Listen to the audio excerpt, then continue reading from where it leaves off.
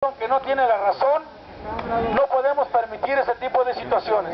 Y ahí tendremos lo que tenemos que hacer, como lo hemos platicado, a nivel general, dentro de las leyes, para poder demostrar los amparos y las condiciones y las demandas a quien tengamos que hacerlas, las vamos a hacer, y ya se hicieron en tiempo y en forma las condiciones de los atropellos que está marcando este gobierno.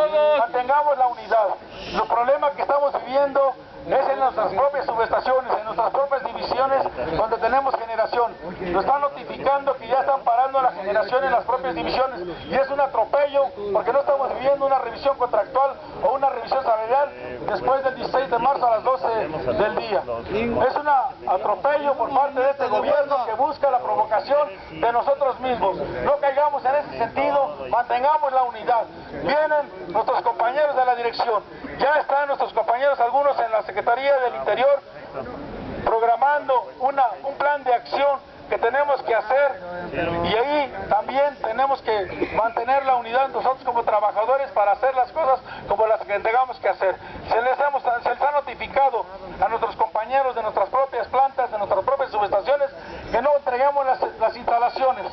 Independientemente de las condiciones que se estén marcando, tengamos que movilizarnos como trabajadores de aquí, del sindicato, a los lugares donde tengamos que hacerlo. Lo vamos a hacer, compañeros, para poder respaldar a nuestros compañeros operadores de las propias estaciones y de las propias plantas de generación. Ahí es donde tenemos que demostrar de que este sindicato y el mundo que tenemos como trabajadores de este gran sindicato mexicano de electricistas. ¡Tenemos una S!